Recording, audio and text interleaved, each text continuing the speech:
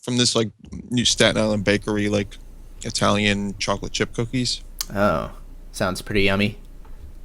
Yeah, my grandmother gets a lot of pastries from neighbors and family, and she doesn't eat a lot of it, so she just kind of gives it to my dad or or other neighbors. It just gets recycled amongst the neighbors.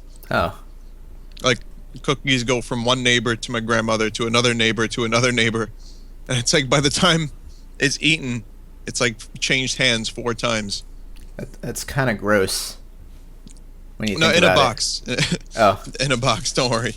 Yeah. but you don't know what they've done. They could have opened that box and like they might have left that box open at their house, and then they're like, oh well, we should give this to someone else, and then they close it, and you don't know how long they left the box open, or like That's what disgusting. kind of small child put its dirty little shit hands in the box. Ah, ah.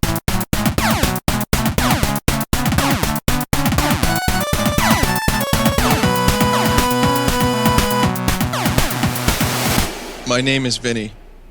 I am from New York. I like video games and music. That's KY. He's from now Texas. Yeah. And he likes video games and music too. Huh. Welcome to our podcast, Two on the Vine. I think we should call this episode Inane Banality. Inane banality. What's Yeah. banality? I don't know, actually. Let me look it up. Hang on. I'll tell you what banality. banality is. No, it is not. Banality was born in the darkness. No. It's a fact. It's in fact a real word. It says the fact or condition of being banal. That doesn't help. Or unoriginal. It's unoriginal, cliche. So that works for us. We're the Inane Banality podcast. Welcome. I'm sorry, Vinny. I don't do banal. All right. Well, welcome to Two on the Vine, everyone. Banality, huh? I think it's banality. Like Yeah, that's that just so sounds banal. like a Mortal Kombat. That sounds like a Mortal Kombat. Banality. Yeah. Yeah. It's a weird way to start a podcast, but I wouldn't have it any other way, really. Would you? No, absolutely not.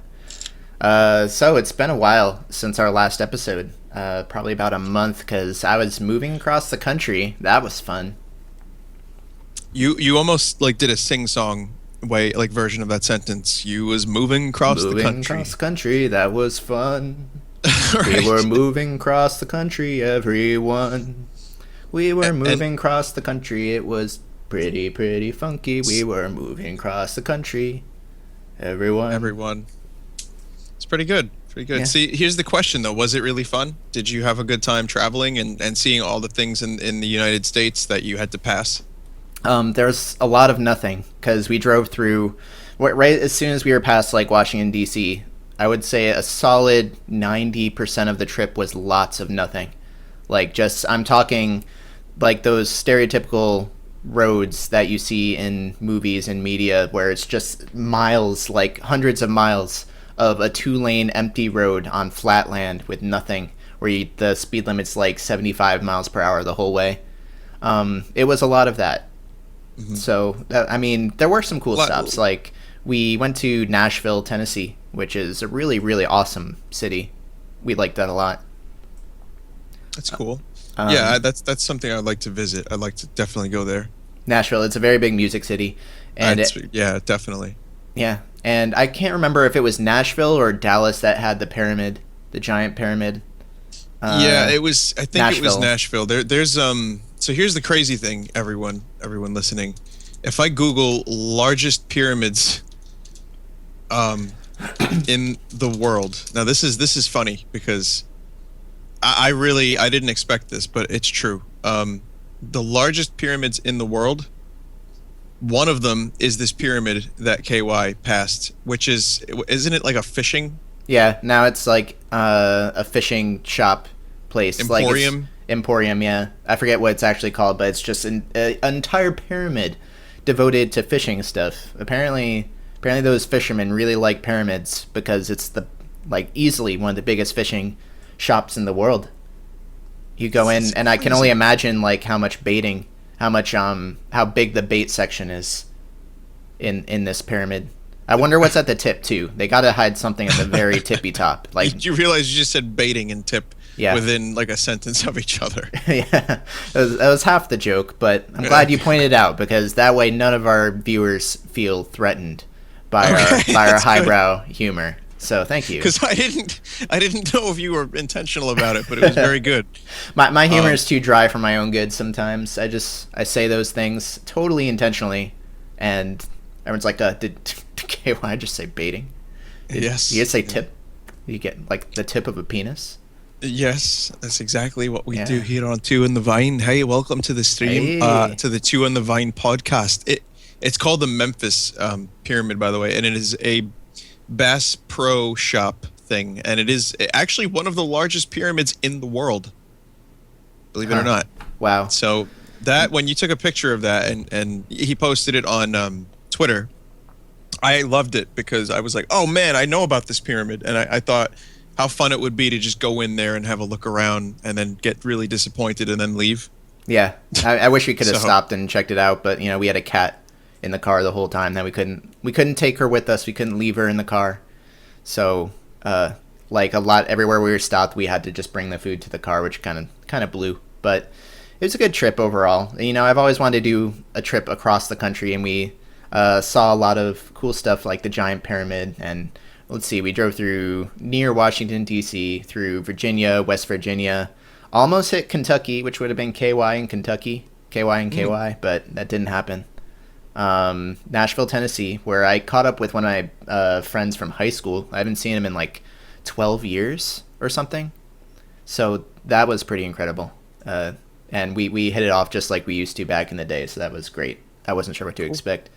And then after that, driving through Arkansas, where we saw so many armadillos. I couldn't even believe it. Like, I thought my friend was shitting me when he was like, maybe you'll see an armadillo. I thought he was just like being cheeky. Because he was like, oh yeah, you're going on a trip. That sounds great. You'll see lots of exotic animals. Like, maybe you'll see an armadillo or something. I thought he was just shitting me. But when we drove through Arkansas, we saw at least 5 or 6 armadillos. Every single one of them were dead on the road. The hell?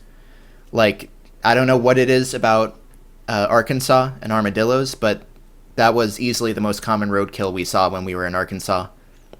They have Bill Clinton and lots of dead armadillos, and that's all that's all that state has. Well, there's another thing that the state has, and it's actually, it sounds like a fake state, because there was someone I went to college with who was not from the United States originally.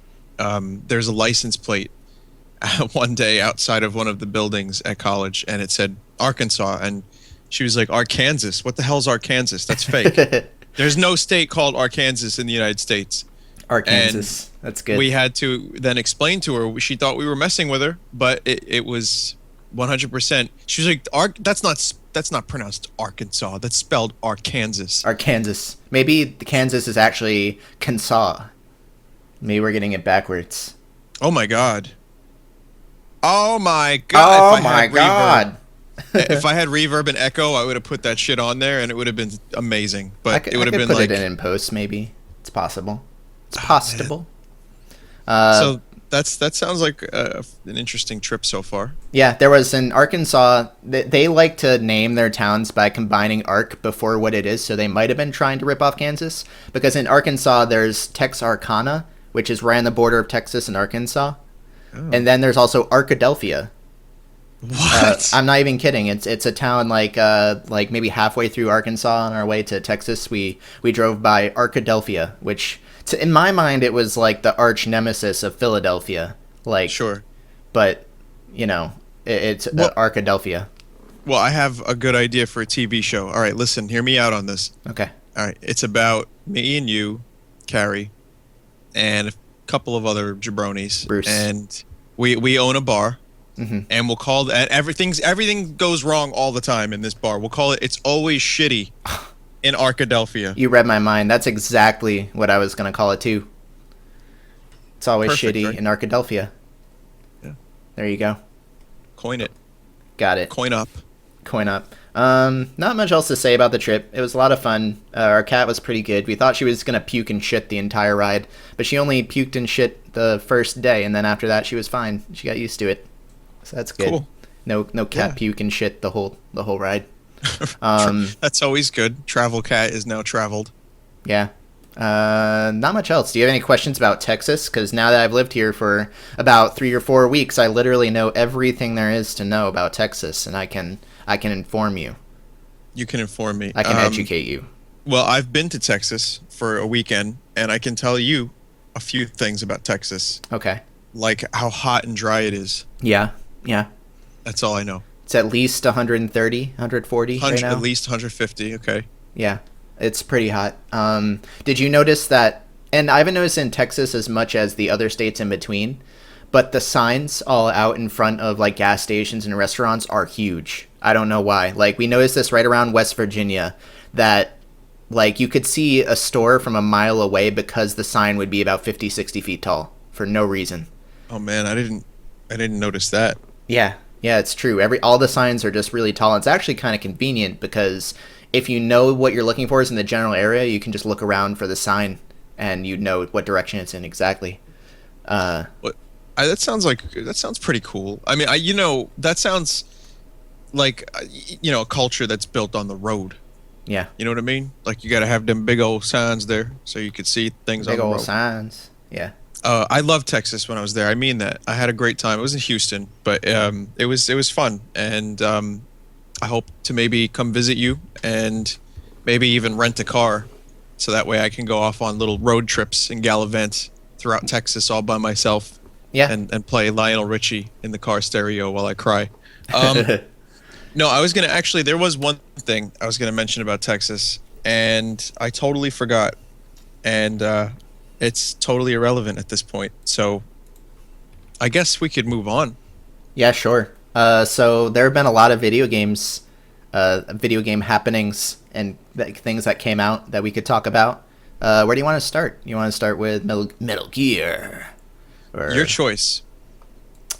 There's a lot of good stuff, but I mean, I'm just enjoying all the video game stuff that's been going on. So I can talk about Metal Gear to start, of course. Sure. That's a good starting point. how far are you? And we're going to talk about the Phantom Pain. There might be some spoilers, at least up to the point where Vinny is. How far are you right now? What mission would I'm you about say? 30% through the game. I think I'm on like mission like 16. Okay.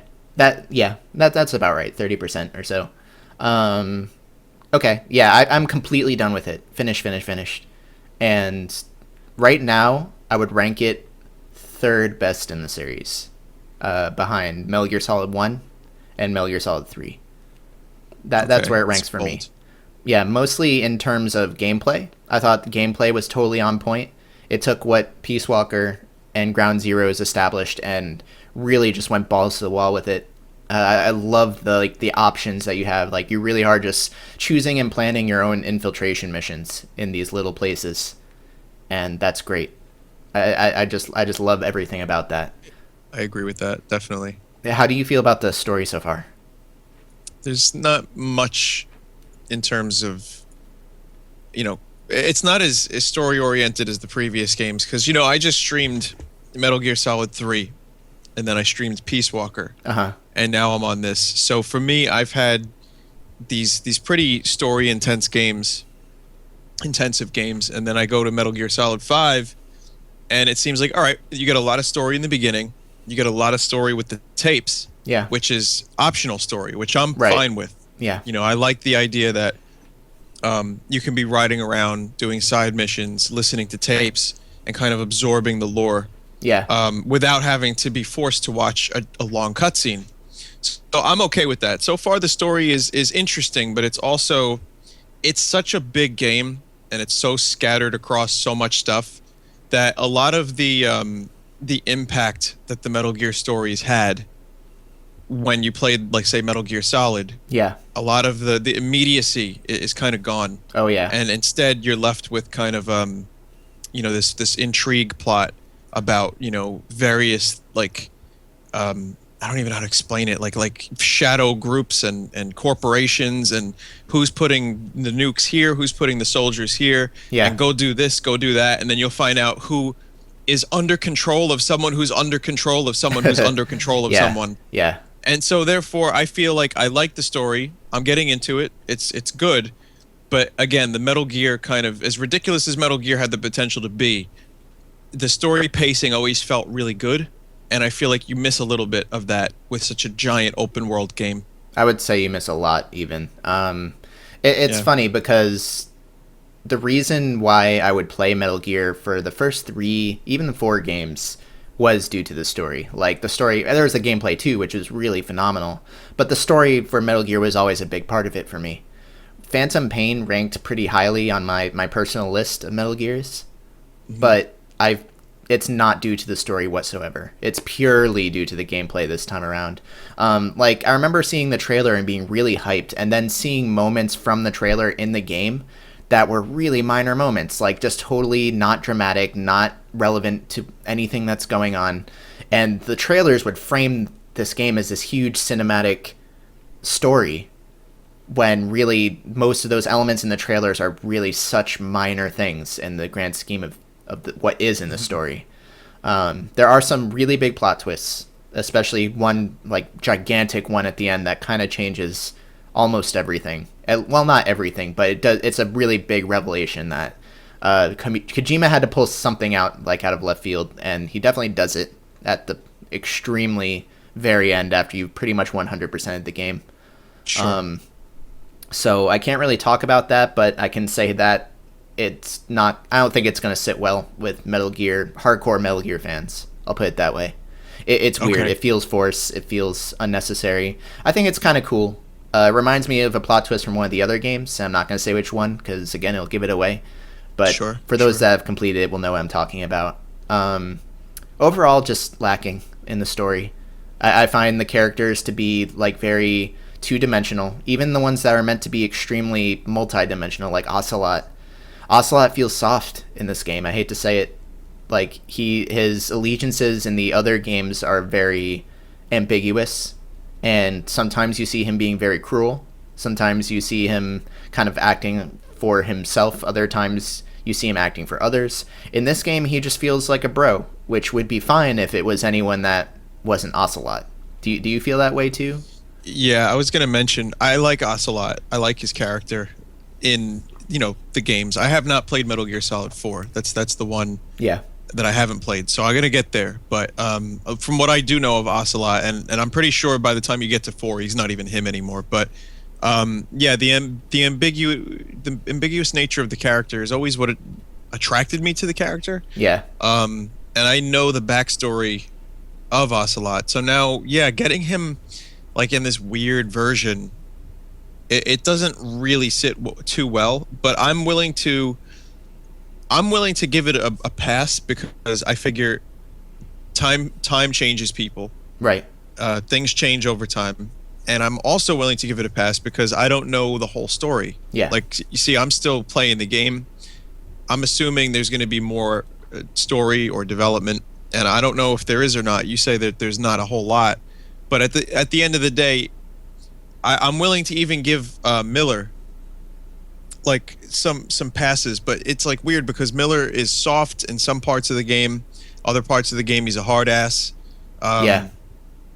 In the previous game, in Peace Walker, he was a total softy, but he meant business. Right. And he seemed like a cool, like down to earth, nice dude.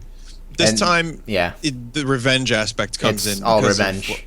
yeah, it's very, very revenge oriented, and that's understandable because he lost men, he lost his base, he lost his, He lost his phantoms limbs. and now his Yeah. phantoms can't be phantomy, and so they need new phantoms. Have you noticed they use the word phantom a lot? It's like all of a sudden there's this worldwide epidemic where everyone must use the word phantom a lot more. Yeah. I don't know the Phantom angle of this game.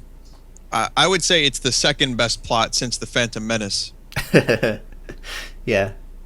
It's So- the better phantom plot out of media with phantom in the title. Although, well, no, that's not true. It's Phantom of the Opera is good. It goes Phantom of the Opera at the top, Phantom Pain in the middle, Phantom Right. Menace is third, and there's Right. probably more Phantoms that I can't think of.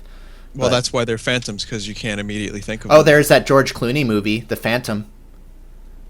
Wait, are you sure George Clooney was in that? Was that George? Maybe it wasn't George Clooney. Thomas Jane? It was Thomas Jane. Oh, okay, Thomas. I said George Clooney. The Phantom. I gotta look this up now. Oh, wait, hang on a second. No, he was the Punisher. The There's a Phantom movie. it stars, Billy Zane. Billy Zane. Right.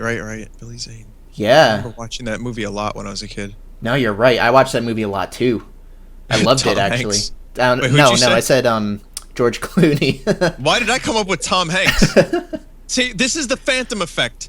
We are discussing things related to the word Phantom, Yeah.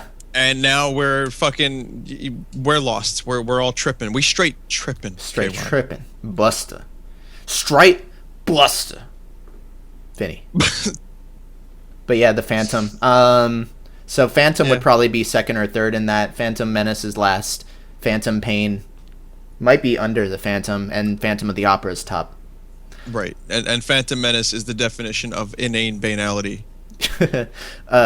So what? How do you feel about the gameplay? Because I mean, I assume you just felt the same way I did, but we mostly have been talking about the plot. How'd you feel Yeah. about the gameplay?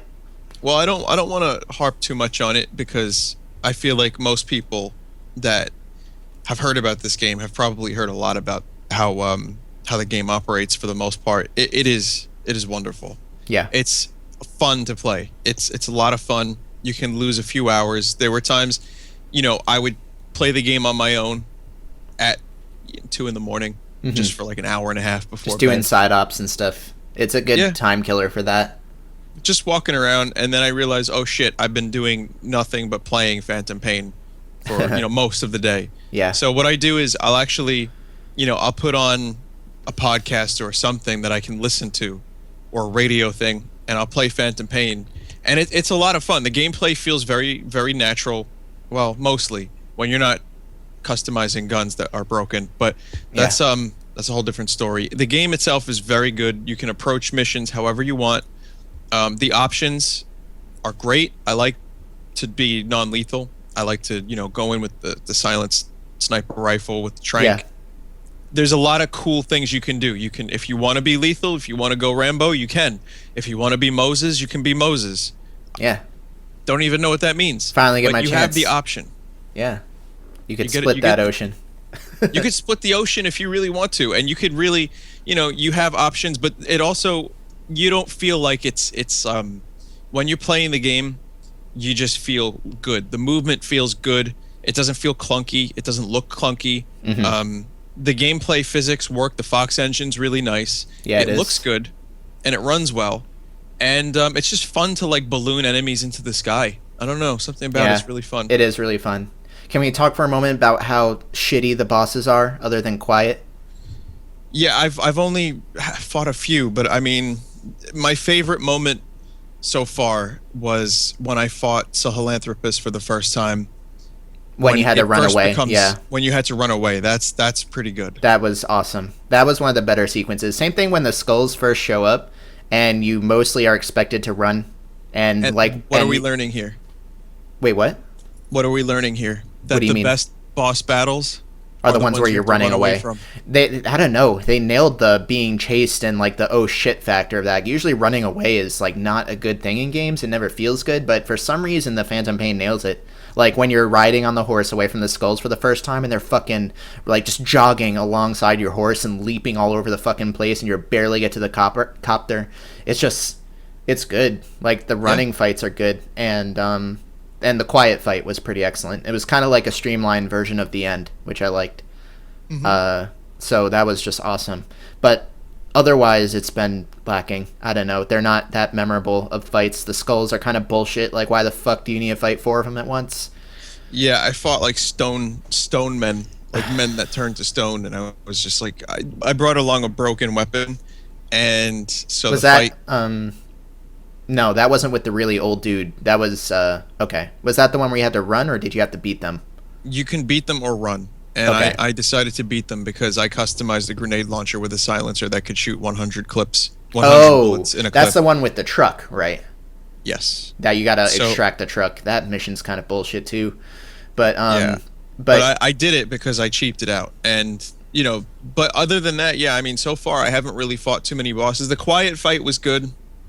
But there's a few other things that didn't really, it felt like, you know, you have to kind of just hit things a lot. yeah, And I haven't really gone too far to enough to fight a lot of bosses yet. So I can't really make that judgment call yet. But just fighting like regular dudes yeah, is fun. yeah. It is. I miss the gimmicky bosses from the first 3 games. Like, I don't care if they're gimmicky; they were great. And I think everyone agrees that they were great too. Like, every single boss in Metal Gear Solid 1 is awesome that I can think of. They were at least cool in one way or another. Yeah. I The agree. bosses in 2 were mildly lacking, but still pretty decent. Like Fat Man, fucking this big obese man on roller skates or rollerblades, planting bombs around the goddamn crates. Hey, his was name great. is his name. He has a name, and I'll tell you Batman. what. You should call him. No, you got to call him Wait Mentally Challenged Man. Oh yeah, you're right. Shit, I didn't. Sorry. Maybe I'll edit in It's okay. a warning. It's Kojima's fault. It's Kojima's Yeah. fault. Yeah, that was very inconsiderate of him, I would say. Correct. Yeah. Correct. But that's okay. That's okay because we're moving on. Life is good, and we've learned. So here's the thing I was going to say about Metal Gear Solid as a series. I was going to say Okay. that the series itself has this Nintendo feel to it in a way, doesn't it? What do you mean? You go through, well, you go through a segment and then you fight a unique boss, right?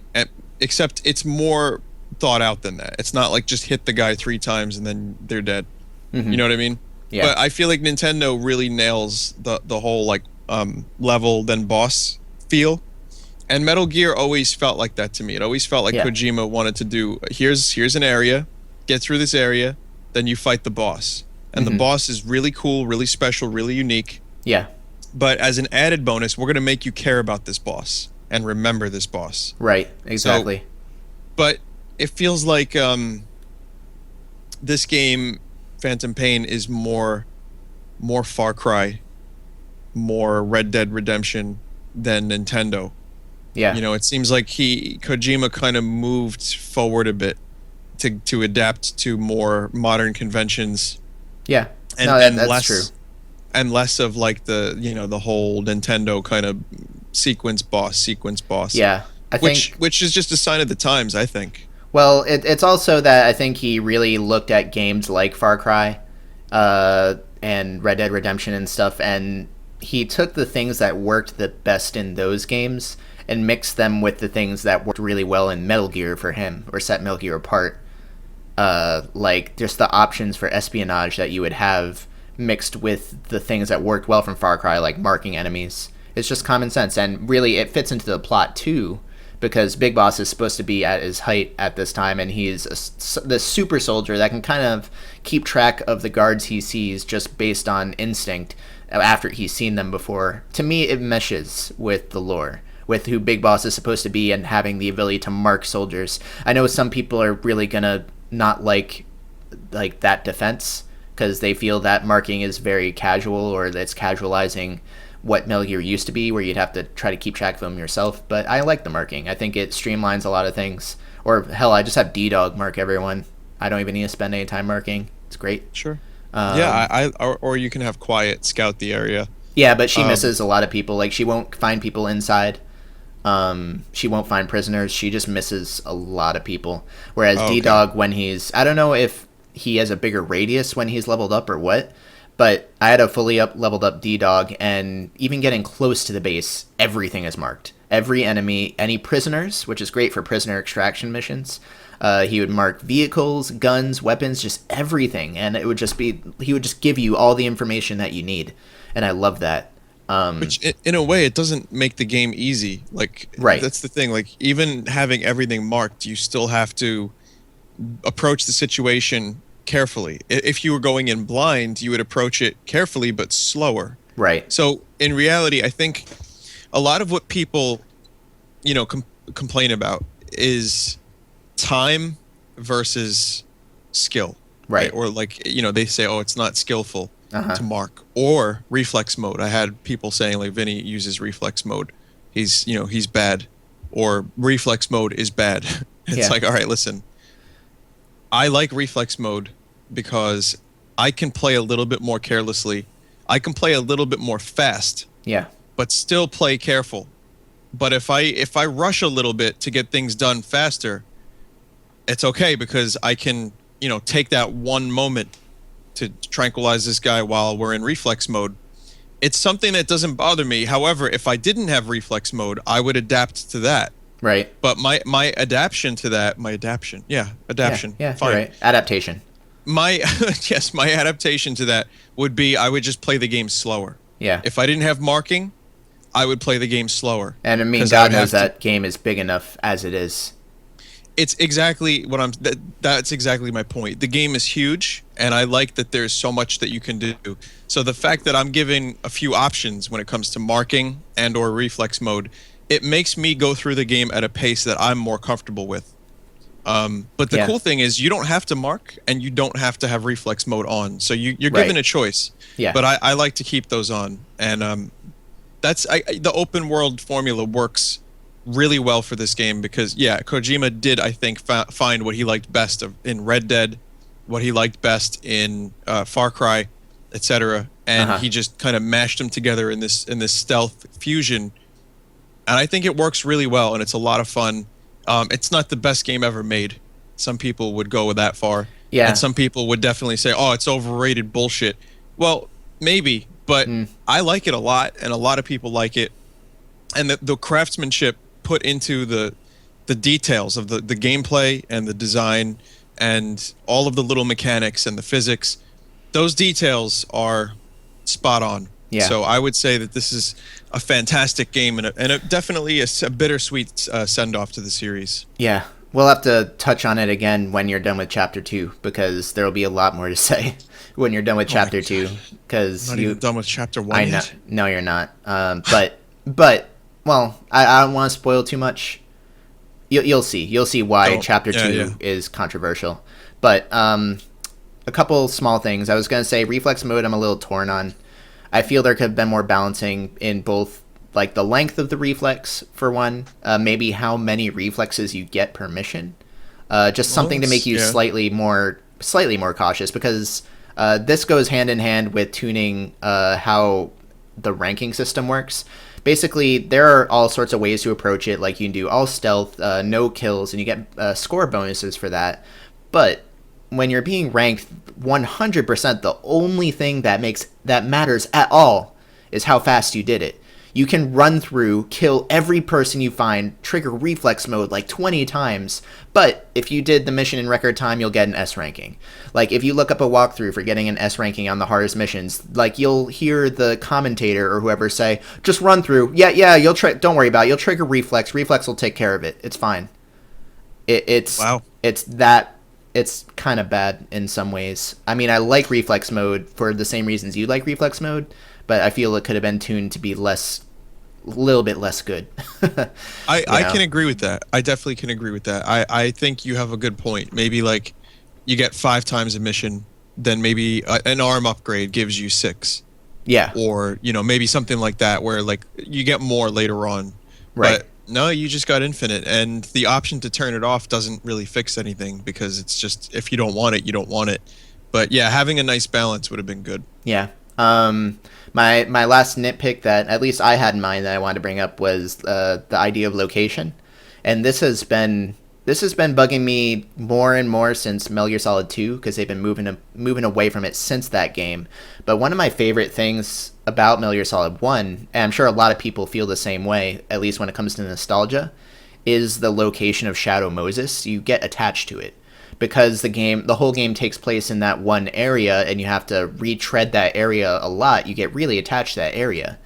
Same thing with Metal Gear Solid 2, although people don't hold it as highly regarded as Shadow Moses. Big Shell is still a place you remember. You remember it really, really vividly.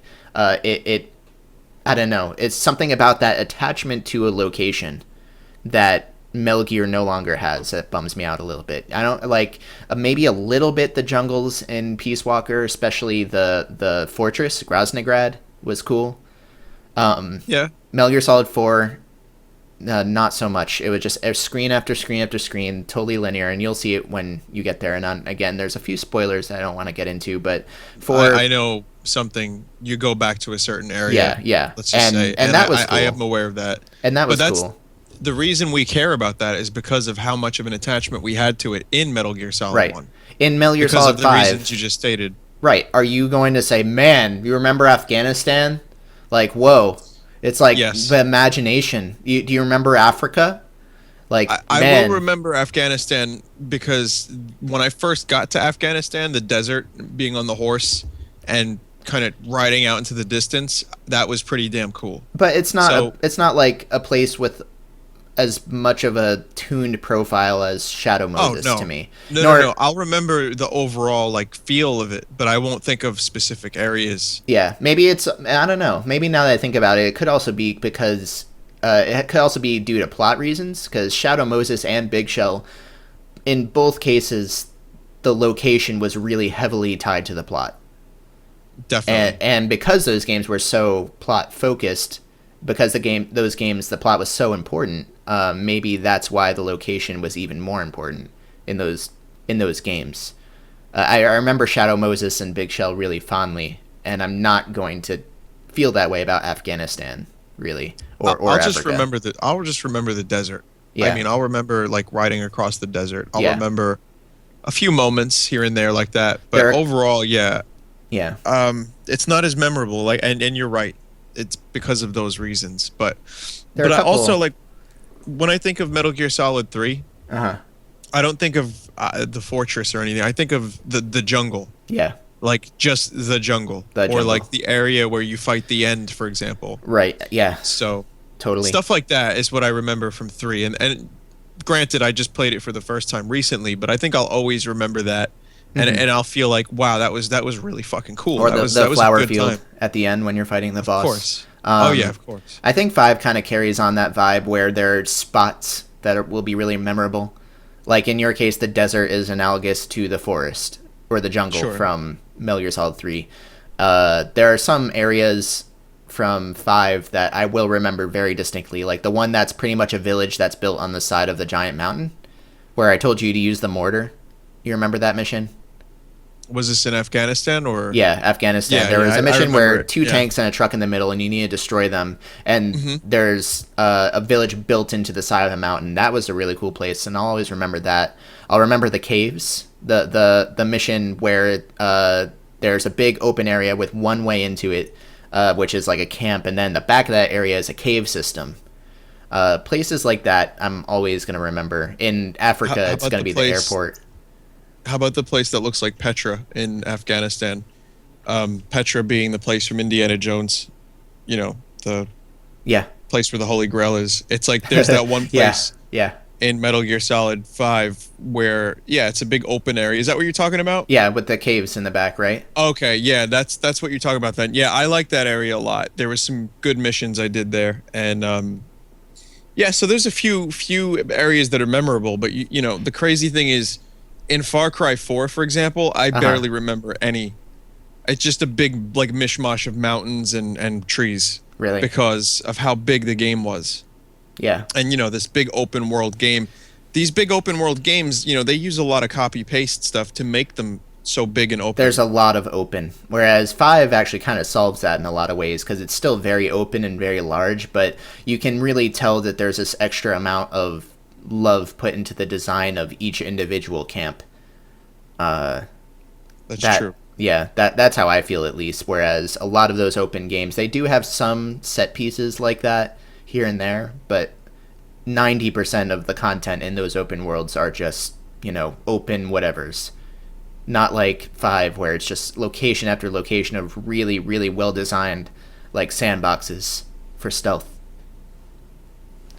I mean, I like what they did. I like all the little touches. I like all the little elements. But again, you are right. It's hard to remember when it looks similar. So, but, 5 did. I mean, Phantom Pain. That's what it did a good job doing. I think it nailed the feeling of unique locations that you'll remember in an open world setting. Whereas Far Cry, I don't have that feeling with.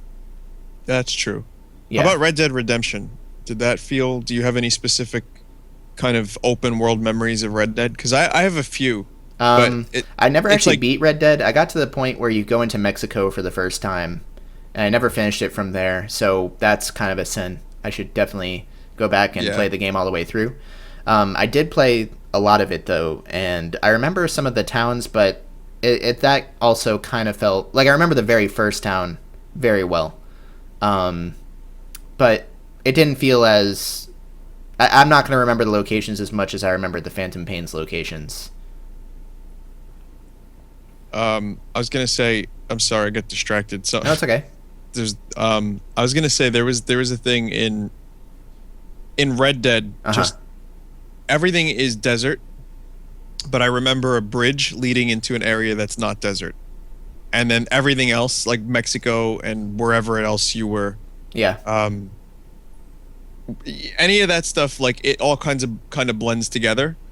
But yeah, like I said, it's just a problem of open world games. I feel like every open world game has a moment or two that is like really, really distinct, and they try to make it. They try to spice it up a bit. But then there's GTA, which, you know, GTA 5 has a whole big mess of varied. Like you have the city, you have the desert, you have the north, you have a lot of cool stuff in there.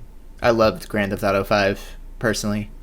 As far as open world locations go, but I mean, I think they did a really good job taking San Andreas and updating it for a modern game. It was interesting because I still felt a lot of nostalgia, even though it was greatly expanded upon. So they did something unique there that just really struck me really well in Grand Theft Auto 5. Yeah, Metal Gear. Anyway, sorry, went off topic. No, it's fine. So I guess my closing thoughts right now about Metal Gear Solid 5 are: I will remember this game for a while after I beat it, and I'm having a lot of fun with it still. And I think it's something that is very, very well done, and it's a shame that we won't see an even further evolution of what we saw here. Yeah. I hope we do. I hope something works out. Yeah. Again, we'll have to come back to that sentiment after chapter 2 when you're done with chapter 2. Sure. And I'll put it this way: I feel like you feel bummed out now that we won't get another Metal Gear like that. I think after chapter 2 you're gonna think it's a damn shame. Really? Okay. I don't know. I can't even. We'll get into it when we get there. Okay, next time. Yeah. Yeah. You want to do some Greenlight Guess? I want to talk a little bit about a few other games.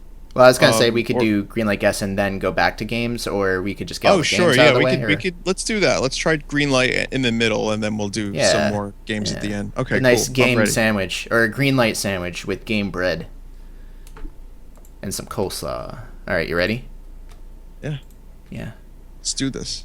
All right, first one. Greenlight Guess. Greenlight Guess. Yes. That was the saddest shaker I've ever heard. Yeah, it's shitty. Okay, so Greenlight Guess, I'm sure most people know what it is by now, but I'll give a couple of sentences about it. There's this, I'm going to pitch to Vinny a description for a video game that is on Steam Greenlight.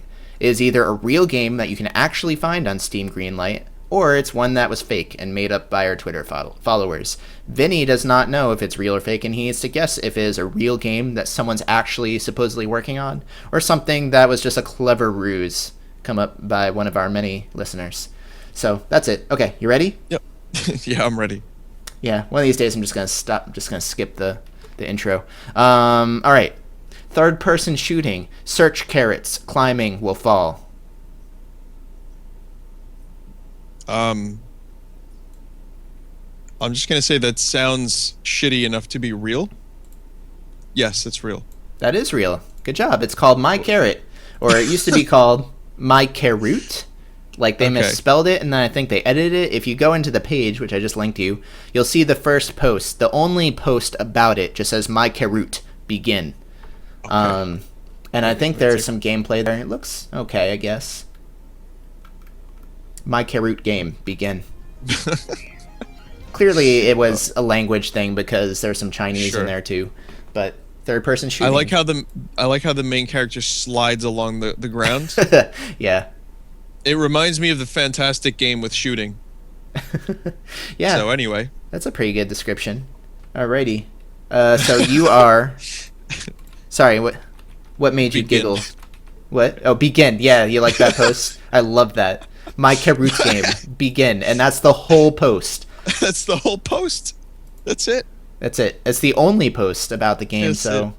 I don't Yeah. know what's going on there. Okay. Next one. The Shadow of Rooster, named Pinniku, is a 3D platformer where you take control of a rooster's shadow. I'm gonna say it's real because that sounds hipster enough. Yeah, you're totally right. That is also real. You're 2 for 2. Whoa. Yeah, for this two. is scary. And it's so weird because you see the trailer or the footage and there's nothing special, no gimmick behind controlling a shadow. It's literally just a 3D shadow and you jump around a world. It looks pretty sad. The rooster shadow is a rooster. Make no mistake, but the texture is all black. That's it. That's the game. Yep. All right, next one. Wow. Give me 1 sec, Vin. Okay. This is a long one. You ready? Yes. Soft gordita bowl. That's it. That's the whole description. Soft gordita bowl.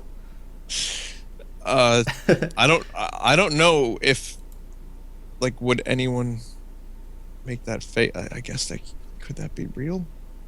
Soft I mean, gordita well, bowl.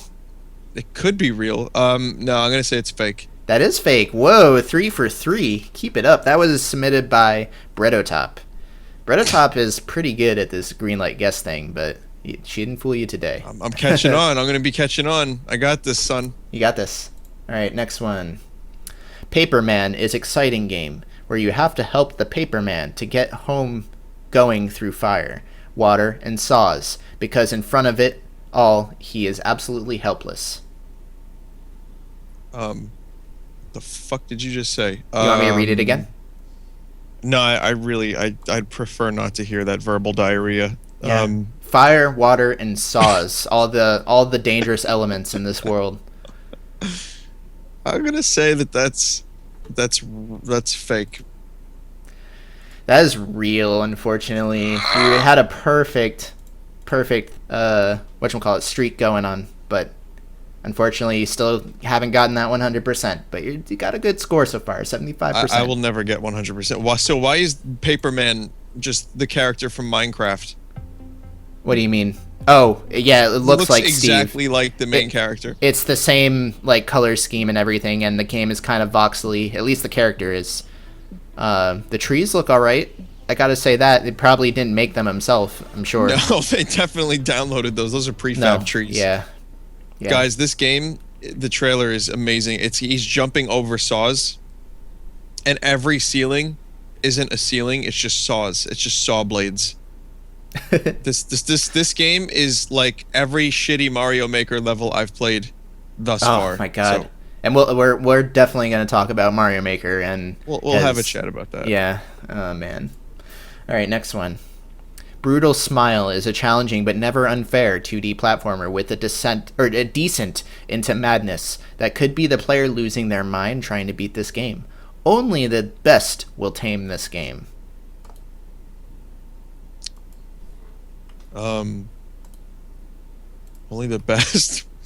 Yeah, This game. it's kind of a weird tug of war here because they're insisting that the game will drive you crazy, but it's never unfair. But only the best will tame it. So it's like, what do you expect? Is it going to be super hard? Is it going to be like not that super hard because it's beatable? It's a weird description. Brutal Smile is the name of the game. I'm gonna say that's real. That is real. Yep, Brutal Smile. Oh, I'm going to link you to the Why? page. I don't want that to be real. You are. 4 out of 5 right now, I think. Guys, the picture of Yeah. Brutal Smile is literally just That a yeah. smiley face on a red background. That's it. And then Imagine Games in the corner, which I'm pretty sure is a studio already. It would not surprise me, but that's all the media there is to the game. It's just this shitty MS Paint picture of a red smile. No video. No it makes me There's angry. nothing. Looking at the discussions going on here. Wow, is this game spooky? Someone Please wrote reply. Valve's- Please reply. It says, "Wow, is this game spooky? Please reply. Am looking to invest into company." That's good. And the spooky is spelled with 2 zeros instead of O's. The first comment says, "Valve's very nice to donate to charity. Glad people like this waste $100 for this." Yeah. Keep in mind, people have to actually pay $100 to get their game on the service.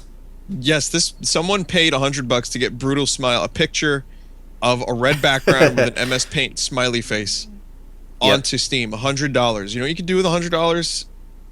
A few things, at least. And apparently the money goes to Child's Play. I didn't know that. The money, the Greenlight money. That's really clever. Because Valve could just easily keep that and no one would complain. But, alright, next one. It's good. Let's see. Taffy King. As an aspiring taffy expert, you are searching and experimenting for the ultimate taffy flavor. Search caves, oceans, and forests for new and exciting tastes.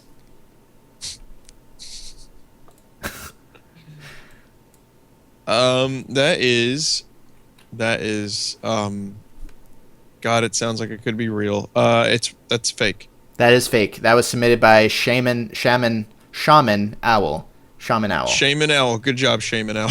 Yeah. Like he's a shameful owl. Like he's just always shaming people. Yeah, I would probably play that game. You know, it's a unique role to be in, a taffy expert. How many games have you played about being a taffy expert? I don't think I've ever even seen taffy in a video game, to be honest. I'm not even sure if taffy experts exist. Well, I'm sure they exist in real life, actually. I don't know why I was about to say that. Somewhere, yeah. Maybe they have a pyramid. Okay, next one is MOBA meets pinball in the most exciting solo and co-op campaign or PvP arena of bumper madness, traps, and explosions to ever roll on Steam. MOBA meets pinball. That sounds like it could be real. That sounds like it could be actually a decent concept too, because I could see like the two pinball teams facing away from each other, right, or facing towards each other, and like all kinds of crazy shit happening in the middle with the pinballs interacting. I'm gonna say that's real. That is real. Nice job, dude. You're on fire today. That's called Boltus. And based on the trailer, it does look pretty decent. Like, I gotta say, I would try it out. I included it because it almost sounds fake in the sense that a lot of Greenlight entries are X meets Y, and like they're two totally incongruous things. But in this case, MOBA meets pinball, and it's a real thing. So, It's a strange concept. It could have been fake easily, but Yeah.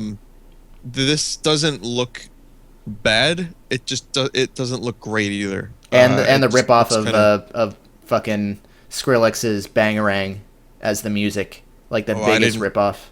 I'm not even listening to. Oh yeah, yep. Oh god, I just unmuted it. Oh Yeah. god, I can never get that back. I can never take that moment back. Whoa, excuse me. You ready? Yep. Game appear normal at first, but then you notice eyes standing behind you with big smile while you play. No, it's fake, bro. Yeah, you got it. That was an easy one. I decided to give it to you. It's that was submitted by More to Kill. Thanks, No name of the Mortakill. game, but you are currently 7 for 8. Can I name that game? Sure. What would that game be called? Random Sklumpkins. Random Sklumpkins. Someone develop it. Get Unity revved up. Okay. PewDiePie is the first YouTuber-inspired fan game that focuses solely on projectile urination. Can you make Pewdie piss? Oh my fucking god. I like this one. It's fake. That is fake. You're right. It is. That was submitted by Hollow Despair. You're 8 for 9. 8 for 9. Very, very good. It's the best day of my life. What was the one that fooled you? The shadow of rooster named Piniku? I don't know which I'm one. not sure fooled me. which one. Was it the rooster one? I forget which one fooled you already. Yeah, I already forgot. It was 5 minutes ago. Yeah. I should remember these things. All right, here's another long one. Okay, and this is it, okay? This is all it says. Slip. That's the whole description. Slip. Slip. Fuck. There's no game. You know what? I know you don't want to give too much out, so I won't ask, but I'm going to say that that's real. That's fake. No, it was just someone who was being really fucking clever. Finsome25 on Twitter just wrote slip and then hashtag Greenlight Guess, and I thought it was genius, so I included it. Yeah, it fooled me. It fooled you. That's a hard I'll one tell to you why read. it fooled me. There's a good reason why it fooled me. Let me explain. There was that Greenlight thing earlier where the entire description, not the description, but it said my Karoot game, and then it just said begin. Begin. Right? So I thought maybe someone would also maybe just have the word slip, but I was wrong. I was God, wrong. what an embarrassing one to get wrong. Slip. I love that. I wish that was real so I could see like what other media is on that page, like what the game actually is. I want to see slip. I want to know. And we'll never know 'cause it's not real. All right. Aliens didn't only kill your comrades, they also took control of all the robots. How not to get angry. What? Can you say it again? Aliens didn't only kill your comrades, they also took control of all the robots. How not to get angry? How not to get angry?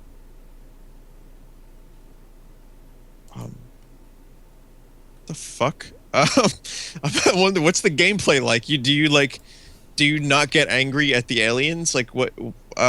It's real. That is real. You are right. The game is called Too Angry to Space. Like too angry to space, as in a verb, space. I'm too angry. I can't space. Too angry to space. Yeah. Okay. I see it.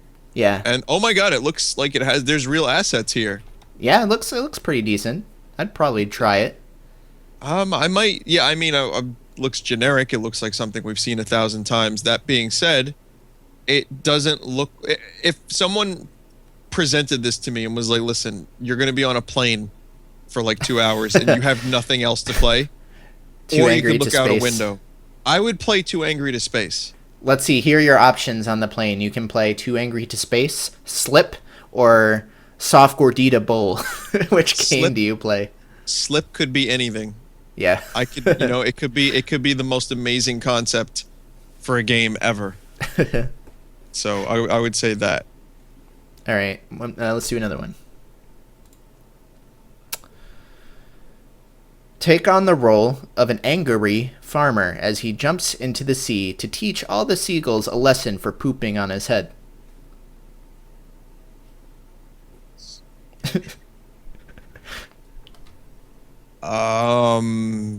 I played a game where I played as a seagull and pooped on someone's head.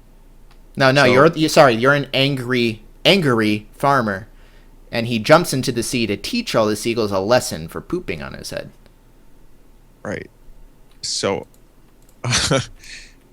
fake. That's real, my friend. That is No. called Poopy Birds. Let me link you. No. And Poopy birds. Yeah, it's kind of like a Flappy Bird aesthetic, at least like Oh. in the font, and clearly it's like a mobile aspect ratio and all that stuff. But it's called Poopy Yeah. Birds. Well, I'm looking at the trailer right now, and it looks poopy. So that's accurate. You're basically it's a single screen. You're at the bottom. You're in a boat. Kind of duck Shoot. hunty. You shoot directly up at the seagulls, and you collect them when they die, and Yeah. you avoid poop. Yeah, That's it. That's the whole game. I was bummed that he's not literally jumping into the sea because that's in the description. It says he take a role of an angry farmer as he jumps into the sea to teach all the Angry. seagulls a lesson, and then he's in the boat. It's like, what kind of misleading bullshit's that? It's like the most misleading trailer I've seen since every Phantom Pain trailer. Okay, let's do another one. I'm sorry. I'm just looking at this trailer. I'm just stunned. Sorry. It's love it. bad. It's very bad. You play as a disheveled radio host called DJ Motherfucker. You play music and make the loves to your listeners' mothers. Nah, it's fake, son. Yeah, that's easily fake. That was submitted by GPM, actually. Oh, that's good. You know what though? I can't say for sure. I played my card like that was easily fake, but I got to be Yeah. honest. I have no idea anymore. Sometimes I don't even know anymore. you really got to double take on these. Like, you can't not double take because they're just so bad. Like the real ones and the fake ones, they're right on the same level with one another. And if Poopy Birds is a game, anything can be a game. Anything could be a game, exactly. Next one. Slip. Okay. Take a ride through the digestive system in Colonescapade, where you both learn about the digestive system and of your guide, Colonel Corn Colonel's dark and brooding past after the War of Esophagus. Do you trust the Colonel and ride all the way through, or make your way back up through the mouth before you reach the rump? Oh God. I loved reading that. That was so good. That's real. That's fake. That was also fake? That was Bread Atop again. This time Bread gotcha. It was Soft Gordita Bowl that. Wait, no, never mind. That wasn't the one that fooled you. But yeah, that was fake. Yep. What? I mean. That was all a right. really high quality fake one too. Yeah, that was Escapade. high quality. That sounds like when you have that concept, you just make that game because it's a good concept. Yeah, Even I if it's want to not like play as Colonel Corn Colonel. Yeah, The Colonel spelled Colonel, Corn, Kernel. Colonel. Right? Yeah. Corn Colonel. Yeah, I mean, with an idea like that, you just, you got to go for it. You got to have make to it. go for it. That's- Someone that's needs good. to make that colon escapade. You That's have really your good. you have your concept. They'll make you lots of money. All right. El Perito Super Gordito, an educational game about a fat Mexican dog that tries to become a meme, inspired by the success of dogs before it. Partake in running your own fake social media pages solely in Spanish. The goal is to get as much attention as possible across your pages while increasing your abilities in the Spanish language.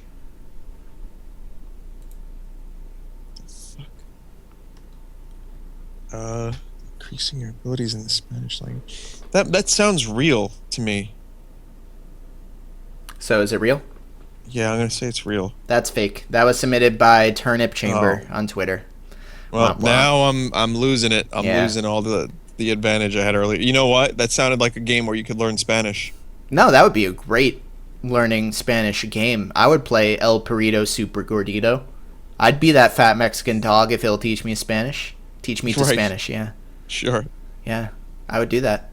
I Let's do would another too. one. A mundane job in a high fantasy setting. Mythological prep chef has you take the best cuts from the rarest creatures.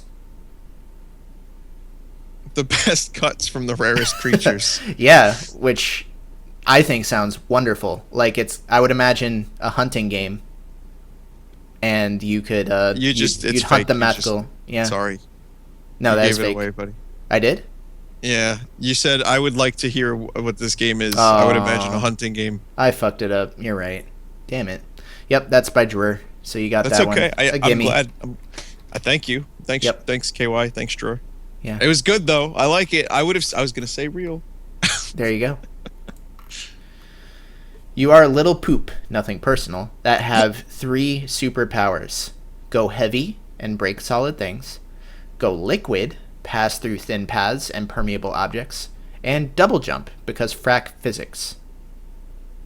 Frack physics. Because like what? Like Battlestar Galactica frack physics. I don't know. Like, because in BSG they call frack like fuck is frack. Probably. I think that's what that's referencing them. So you're a little poop, nothing personal, that has the ability to go heavy, go liquid, and to double jump, because frack physics. Oh my god. Real. That is real. The game's called Where's My Mommy? And I had a hard time deciding what part of this description to use. I kind of like that one because the go heavy, go liquid, and the nothing personal on the little poop. Yeah, I like that a lot. Yeah. But that game looks very interesting, to say the least. Where's My Mommy? It's obviously going for an Ed McMillan style on the visuals. I was just about to say that it has so much Meat Boy influence. Also, it doesn't look terrible. Well, I don't know about the gameplay, but no, the visuals are pretty good. the visuals are good, and it looks like a game and not something I made on my calculator by accident. So yeah, it's not bad. Yeah, I love watching through the trailer, like all the shit that you see in this person's like bowels. This little poop just went through like 2 condoms that was stuck in this person's bowels. Yeah. There's like a lime and like a whole roll of toilet paper Yeah. and like a fucking Lemmywinks skeleton. My God. It's pretty good. Yeah, this looks cool. I was not sure if it was real or not, but this actually doesn't look like a terrible game. Okay, next So one. let's hope it works out. Will Potato find love? Will Potato be the potato he has always dreamed of being? Upvote this concept today if you wish to see more. What? Because that hook is so intriguing. I need to know more. You gotta Is that upvote possible? it. What do you mean? I'm gonna say fake. That's real. The game is called Potato, a story about potato. I didn't want it to be real. You must upvote if you wish to see more. Will Potato find love? Will Potato be the potato he's always dreamed of being? I just linked you. Yeah, dude, I really wish this wasn't real. I hate upvote this concept today. Like, what do you mean upvote? Is that even a thing that you? Oh yeah, you rate up. Yeah. Yeah. Because you rate Yeah. and based on the ratings, they decide what gets on the Steam and what doesn't. So clearly, Potato, a story about potato, is gonna be on the front page really soon. Because I'm sure lots of people voted for it. Everyone's gonna upvote it. Here's the thing about this: it is just a picture of a potato against a black background. That's the whole. That's it. There's no other media for this game. The first comment from Russian Slayer: reported and flagged to Valve for the game and to God for your existence. Hope he'll wipe you out. Jesus. The author, check this out. One of the first comments was the author saying, I am being serious. If I get around 100 likes, I'll start adding more. I mean, I would, guys, you know what to do. Give him the likes so we can make this game a reality. Let's make him, let's give him what he needs. He'll put all the work into it, and then we'll forget about it. This was recent, too. This was apparently only 2 days ago. He left this comment. I'm being serious. I plan to make a good game about a potato. Think something like Telltale games. Whoa. Telltale. Yeah. Telltale. Okay. Telltale. Okay. Yeah, I want to make Alright. those heavy potato choices. Yeah, I don't know. I mean, if it gets released, I'll stream it. So, how's that? There you go. And there you go, Potato Man. Where am I? In Lunchoon, play as a sandwich. People trying to fend off rival sandwich gangs. Wait, hang on. Let me read that again. In Lunchoon, play as a sandwich people trying to fend off rival sandwich gangs by claiming territory through your advanced mayo splatters. Upgrade your sandwich with condiment perks. Sandwich people. A sandwich people. We play as a sandwich people trying to fend off rival sandwich gangs with your advanced mayo splatters. Oh God, it's making me kind of nauseous hearing about this. 'Cause it makes me wish it wasn't real, but it probably is. It's real. That's fake. I'm sorry. No and yes, both at the same time. Who made it? This was submitted by Javier Kimochi on Twitter. Oh, okay. Yeah. Nice All right, job, well, Javier. that's good. That sounds like a real concept, and that's why I'm disappointed that I was wrong, but I'm kind of happy it's not real. Yeah. However, I think that's again some of the stupid shit we've seen. That sounds like it could be one. All right. Holy shit, a game where you have to defend yourself by using babies as riot shields. Babies as riot shields. Can you get away with that on Steam Greenlight? Is that legal? Is that legal? I imagine it would get an adult-only rating, at least. I don't know.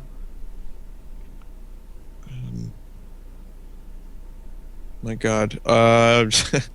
Babies is real? That's fake as No. well. That was submitted Shit. by Nyrat123. Sorry. I think I actually edited that a little bit. His original description said, "Holy shit, a game where you have to kill yourself by using babies as riot shields." And I was like, that makes no sense. Like using... Right. So I changed it to defend yourself because I thought that was funnier. Just imagining holding the babies up in front of you. Right. Like, yeah, because that makes more sense, because then you're using them as riot shields. I have a really sophisticated sense of humor. Okay. It's Asian Jesus' time to shine in Oriental fury. Dispense justice against the evil General So and his master Buddha. Sorry, it's the General So got me. I know. That's my That's so favorite part. good. It's such so a good. It's fake. It is fake. Yeah. Yeah, but it's good. General So. Perfect. That was submitted by Looks1512 on Twitter. Good. Okay.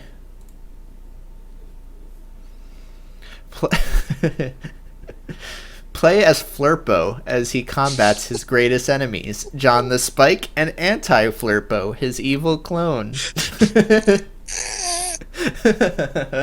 I love that name, Flurpo. No. Oh, no, Anti-Flurpo is the best. Never mind the fact that the Spike has a name. John the Spike, the one John. Spike. Yeah, it's such like all right, you have Flurpo. Flurpo being one of the... I've never heard that word in my life, Flurpo, right? And then you Flurpo. have... Not only is his name the Spike, it's just John. It's John, just a the regular Spike. like person's name. Like the most common name next to Flurpo. Yeah.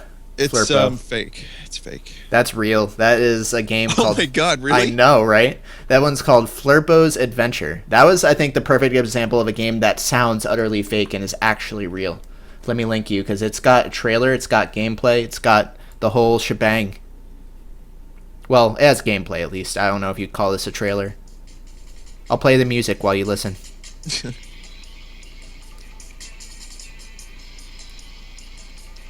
Yep. It's just Flurpo walking around, a whole bunch of spikes literally spawning out of thin air. Right, that's true. A bomb will show up that clears the spikes. I don't know if Anti-Flurpo makes an appearance. Oh, he does! He's just a red guy. He's and more just a spikes red appear. stick figure. It's just it's completely like this is Newgrounds like 1998. Whenever Newgrounds first happened, which was like what 1999 or something. Yeah. Like that. This is the kind of thing you would see on Newgrounds. It's literally just a flash of a stick man getting hit by invisible spikes. Anti-Flurpo is real and he sucks. Not worth the effort. 0 out of 10. But it is a game. It's not just a picture of a red smiley face. It's not just a picture of Potato saying this is going to be like the Telltale games. It's an actual game. So Right, you got to correct. give it a little bit of credit. Just a little. Hey, And- check this out. Go ahead. Sorry. And for the name Flurpo.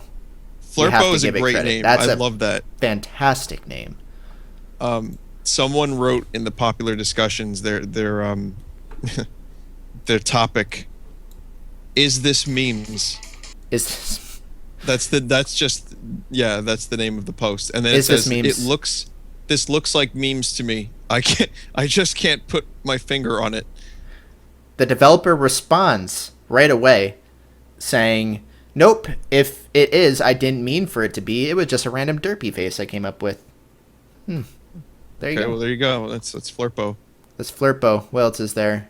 Jim Sterling video discussion. That's one of the comments. Flurpo's Adventure now in Greenlight. Yeah, Weird, man. It's real. it's real. All right, let's do another one. This is a long Greenlight Guess, by the way. I had a lot of entries. I even cut a few because there were so many. I cut the unfunny ones. But okay. Never have I had so much fun fishing in my own sink. Fish from your sink drain for endless mystery. What the that sounds fake. It's That fake. is fake. Yes, you're correct. That was submitted by Finsum25 on Twitter. pretty decent idea. I could No, imagine sure. like a Frog Fractions type thing. You ever play Frog Fractions? I played it a few times when I was, when it first came out. I never streamed it, but I know a lot of people have requested I stream it. So, But do you know what it's all about? it's weird, right? It just turns weird halfway Well, through. Well, no, you learn about fractions. It's a game that teaches you about fractions. Okay. Okay. Yeah. You Sure. need to learn about fractions one of these days. Oh, All right. I want to play the game that teaches me Spanish first. Yeah. El Perito Super Gordito. Sure. Okay. Be careful, this lethal lava land is scary and bears guard the jets. Bears guard the jets. Lethal lava land. Bears guard the jets. What the fuck? Why do these? How do you submit things? Like, if that's real, I don't, and it probably is. Knowing the shit on Greenlight. You know what? No, that's fake. You sure?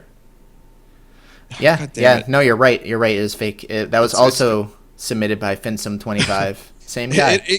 It could have been real, but here's the thing. I thought about it for a second. Like, is someone really gonna spend $100 just to make a cheap joke? Well, I mean, look Yes, at the potato game. apparently. Look at, yeah, totally.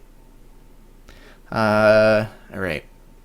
Keyboard Commander Apocalypse is a fast-paced, action-packed typing game in which the player must fight off a horde of post-apocalyptic zombies and mutants in order to defend his or her fort. For the first time ever, Keyboard Commander combines intense technical RPG elements with the visceral and fast-paced action of a typing tutor.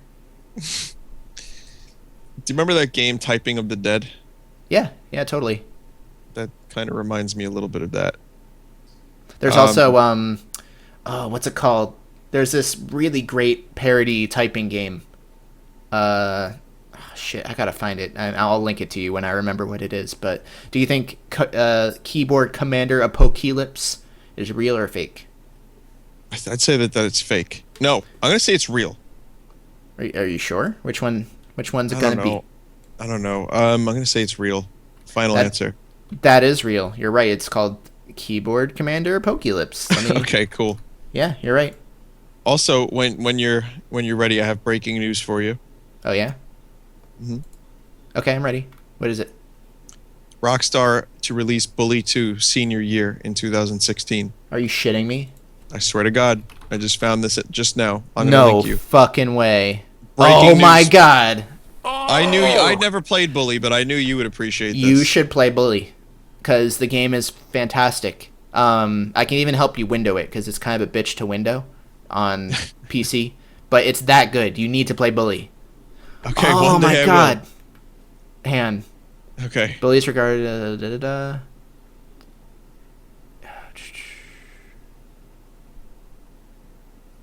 So it's in high school, it sounds like. Yeah, you play as 15-year-old Jimmy Hopkins in a journey to rise through the ranks of school system, battling various cliques and earn respect. Bully 2 feature much more content than Bully, including longer story, larger map, more weapons, more classes, more Oh my characters. god. And Rockstar Vice President said, "We didn't forget about Bully. We were just preoccupied with other titles like GTA, Max Payne, and Red Dead, but we felt like the wait was long enough. Bully needed a sequel." Nice. So I'm happy I could get your reaction to that. That is amazing. On the podcast. I've been Yeah. talking on stream for a while about that's one of my most wanted sequels. Like what I feel would be good. I suggested it take place in an elementary school because I thought that'd be hilarious. But I am fine with this. I'm fine with just a flat Bully 2, 15-year-old Jimmy. Oh man. There you go. My mind's reeling. That's great. Thank you so much for that. But back to Keyboard Commander Apocalypse. Games that are Right. actually exist now. Go look at the trailer. What's the first thing you see? Okay, when I click on this page, in the trailer, I see Movavi screen capture trial version. go to this link to buy screen capture. And it just shows up constantly throughout the gameplay. Yeah. It doesn't even look like the worst. Oh god, the sound effects are so bad. But But just having Movavi screen capture trial version and being okay with that in big red letters in the center of your gameplay the entire time. Yeah, that's bad. That's The sound effects are absolutely horrific. They're stock sound effects, max volume. They get cut off halfway through the sound effect. It's just really, really painful. But the game itself looks decent enough. Like, passable. if you want to learn typing quickly, I could see this being some way to do that. Sure. And there's some thoughtfulness behind the words they choose and stuff. Like, they use words like gallows and legion and plague and things that are relevant to a zombie thing. Yeah. It's all right. Not bad. Not bad. Not bad. Where was I? Okay. Couple more. Monster Truck Champions. Be the truck. Feel the truck. Live the truck. Love the truck. Fuck the truck. It's gotta be fake. Come on, that can't be real. Fuck the truck. It's fake, right? It's fake. It is fake, yeah. Oh, I would have loved for that to be real, just to play off that joke. That too. But no, it's fake. That was also submitted by Bretta Top, who I include a lot of in Greenlight Guess, but she's really good at it. I like her. She knows what she's doing. I like her entries. She came up with the fable Frozen Olaf gives Daddy the cummies.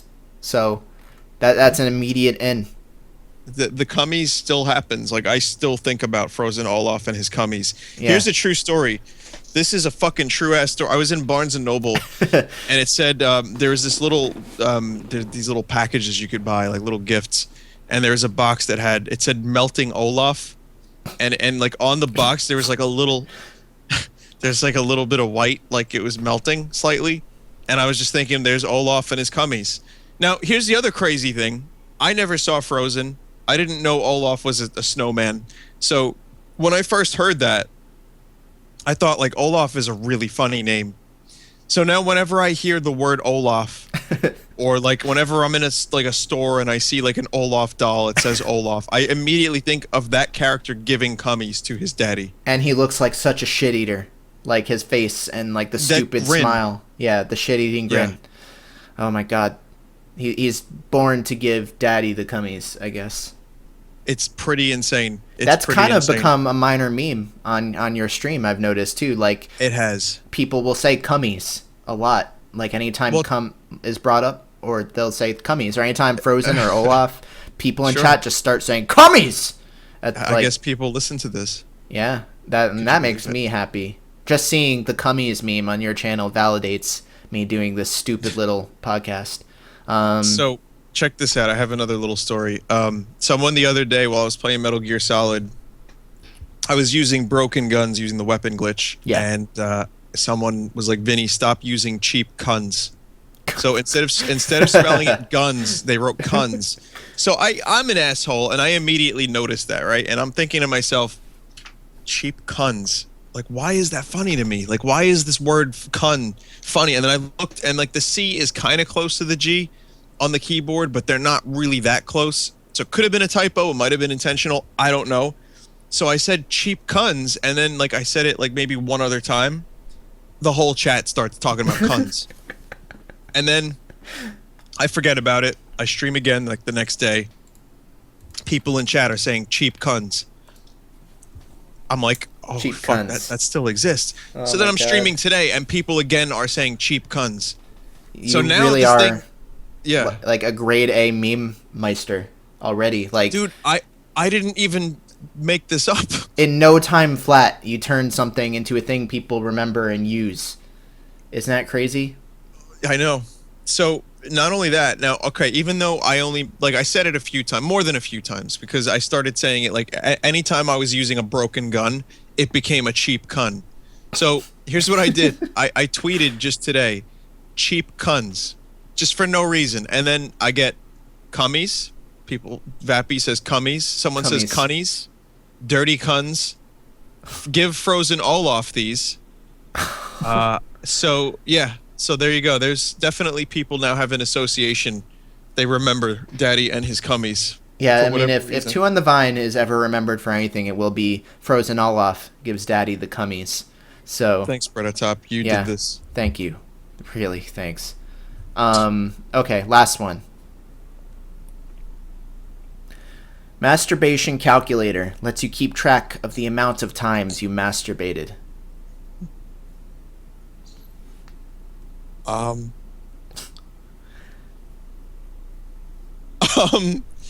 no, that's fake. How could they allow that? How Well, could they allow that? I'll put it this way. You should go get your Android phone out, get on the Google Play Store, and type in masturbation calculator. And you can find it right there because it is real. I hate to say. I couldn't find the Greenlight page, but it was on Greenlight at some point. I did find the Google Play page. Yeah. It's real. I'm looking for it now. It's Google Play. I also linked you in the Skype if you're too lazy, yeah, but that's better because I can't. it's fine. Yeah. Masturbation calculator. So, oh my god, time since last masturbated: 1 day, 9 hours, 7 minutes. So it actually does keep track. It keeps track, and there's a little button at the bottom that says "I just masturbated." That it keeps track of total times masturbated, which in the screenshot it's a measly 8. Pathetic. Longest time since masturbation, so you can go for that record. Last time masturbated, it gives you the exact day, the exact time that you last pressed the button. What else? Achievements, leaderboards, Twitter sharing, Nice. vibrator. Oh, nice. So you can masturbate with the calculator and then press the button the second you finish, so it's totally accurate. This is an amazing tool. And we Also, need it the on first- Steam. The first comment here is makes my fapping experience much more fun. Yeah, 4 stars. 4 stars. 5 stars. Functional but lack of aesthetic. The app's features work pretty well, but it really needs a better UI, icons, animation, etc. Follow the material design or something. It shows some seriousness in development. Here's a comment from Slim Shifty. Been doing heaps of big wanks. Right? That's what it says in bold. Then in the sentence it says, been doing heaps of big wanks lately. And it's nice to be able to see myself progress through the ranks. That guy's a wordsmith. He's been doing heaps Pretty good. of big wanks. I love that. What else? I gotta look through some more of these comments. Oh, there aren't a lot, unfortunately, and a lot of them are just bullshit 9gag, which I guess Yeah. is where it originated, which kind of harshes my buzz there a little. By Here's the way, in the time it took you to say that, I downloaded the app and got my first achievement. and masturbated and hit the button. I knew it. I could hear you. Well, I skipped all that and said I got my first achievement. I tried to be more subtle about it, but way to go, man! You gave up my secret. Yeah. What was the achievement called? Did you get one? First wank. First wank. First wank. Heaps of fat wanks. Fat wanks in my fat- fat purse. Anyway, go ahead. Continue. What were you saying? Daniel L. 4 stars. Basic good app, but suggests adding more features: badges, time, day of week logging, use of porn versus non-use of pornographic to encourage guys especially to use less pornographic, place, home, venue, etc. Also dashboard, like Fitbit app. Lot of work needs doing. 4 stars. Nice. That guy needs to get on the God. dev team for He masturbation knows calculator. he knows what people want. He knows what people need. You know, I'd rather have a masturbation abacus. Oh, look at that. Yeah, where the heaps of fat wanks. I don't even know. I was gonna spin that I into don't something know. functional. And I couldn't. It's hard to. What other yeah. appliances could you have masturbation versions of? Masturbation toaster? You could just have a masturbation calendar. That'd be pretty simple. I imagine those exist. Sure. What would Sure, the you have one of toaster those. do? It would toast your wingus. Okay. Anyway, what's next? That's it for Greenlight Guess. Really. Okay. You know, we always do at the end. I say the whole like you should follow, you should rate us stuff at the end, but let's say in the middle, just so you know people don't tune out early. Sure. You should sure. follow us and you should rate us. Or sorry, you should subscribe on iTunes, rate us and review us on iTunes if you want. It really helps us out. if you have a listener's mail, which we did not do this week, strangely enough, where can they send it, Vinny? 2 on the Vinecast at gmail.com. You got Letter it. 2. The letter, number 2. I know. The number 2. And letter 2. Same thing on Twitter, at 2, the number 2, on the Vine. On the Vine. And if I'd like to reiterate, please follow, please do the thing. Thank you. Yeah, it really helps a lot. We're actually talking about having T-shirts sometime soon. T-shirts and maybe like a postcard thing that you might be able to get at a convention. But T-shirts seems like a reasonable option, I think. Yeah, I think I want to do that like before, maybe within 2 episodes, I would say. I want to try to get that rolling. That'd be great. Yeah. Yeah, I guess, I mean, that's it. There's always something I forget, and I can't think of what it was. But whatever. Do your thing. Help us out. Sure. Sure. Okay, so we have a couple other things we could talk about. There's Mario Maker, which I know you've been doing some things with. Why don't you tell me about the levels you made? I've only seen I only saw one of them. The one with there's a Bowser at the end, and you could go underneath the Bowser for a shortcut. Sure, yeah. That one, that was my second level, so that one's not really that well thought out. It has a few. The level was designed as a joke on stream. Like, there's a shortcut that I made that you jump on the bone roller coaster right at the beginning, and you're like, oh, this is a shortcut. This looks great. And then it just takes you across the whole level at the bottom of it and rams you into spikes. So, yeah. I saw that. Yeah. I did see that. I like that. But anyway, that was funny. Yeah, Mario Maker is cool. Like, I was thinking today too, like, when I first started playing Legend of Grimrock 2, when that first came out, I fucked around with the editor, and it was a lot of fun. And the reason I stopped using Grimrock 2's editor is because of how long it was taking to make even one area. Yeah. Like, I would work on that level, and it's 3D. We're talking Grimrock 2 is 3D, and I actually did a tutorial stream on how to make a level in Grimrock 2, and it was kind of intuitive. It was pretty intuitive, but it had there's a few deep kind of mechanics that you had to learn to get used to the editor. Anyway, the reason I bring up Grimrock 2's editor is because it would take hours just to get the first starting area, and to make everything kind of look good and design and develop. And then you realize, holy shit, there's approximately 30 seconds of gameplay that I just did. So that's a problem with a lot of editors. And I've used a lot of editors. I've done Half-Life editing. I love making maps. I've done Half-Life 1 editing. I've done Warcraft 3, Warcraft 2, StarCraft. I like those editors a lot.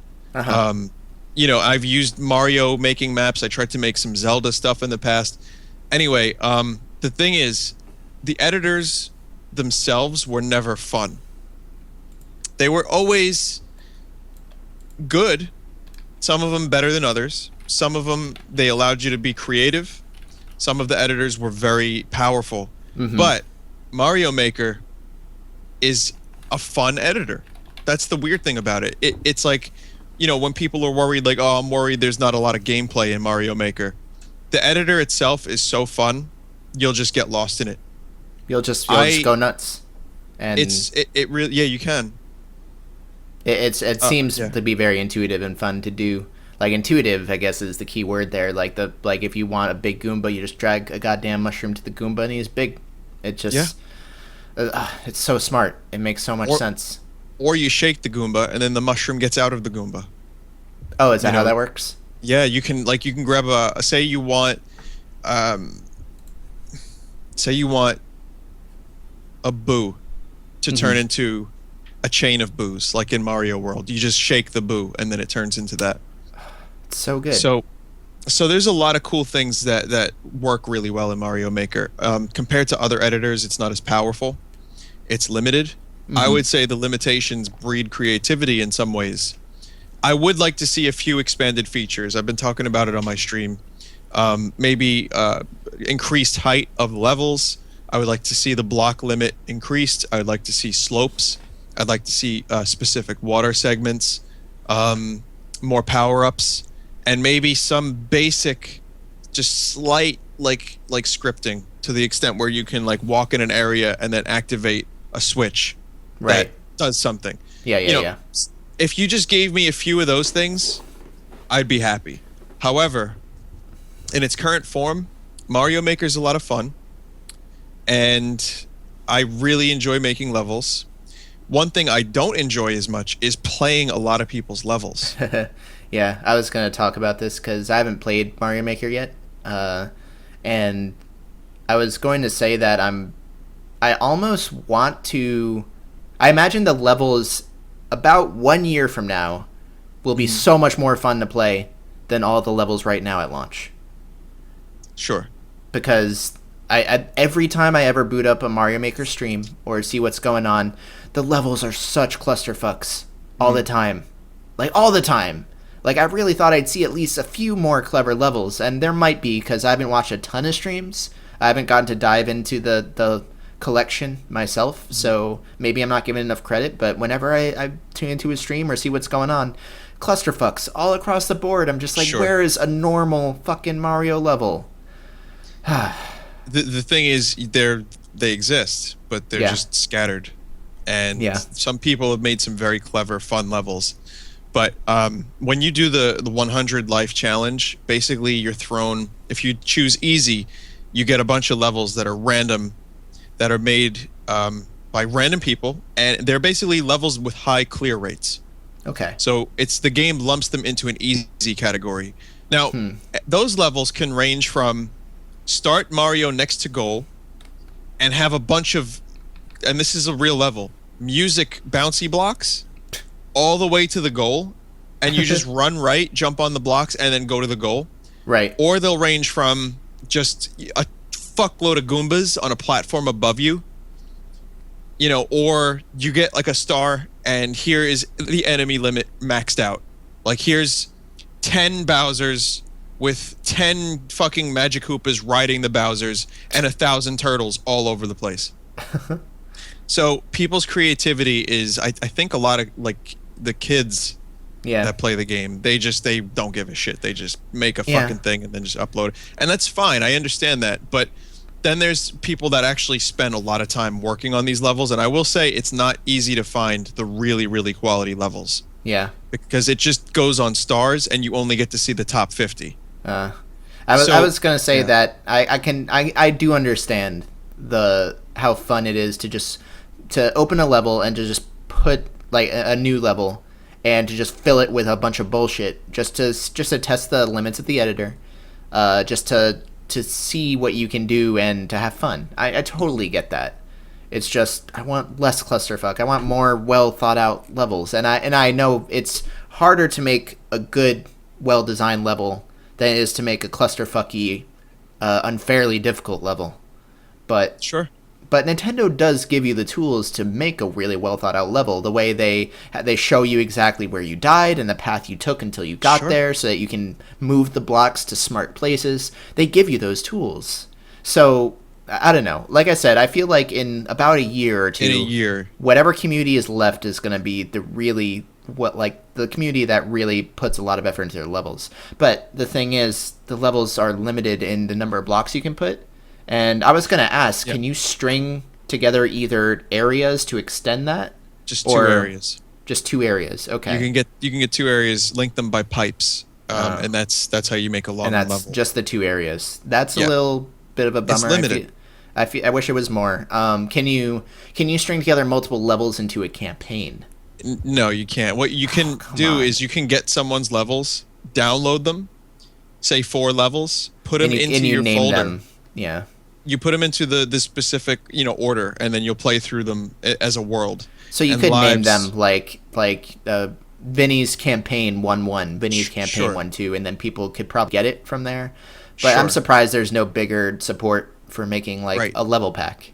And that's another thing I complained about, because first of all, 1-ups do not matter when you're just playing someone's new level. Say you follow a YouTuber or a level creator and you like their levels and you just want to play their brand new level. 1-ups do not matter. Yeah. Which sucks, because part of me would love to upload a campaign of 4 levels. That's all I need.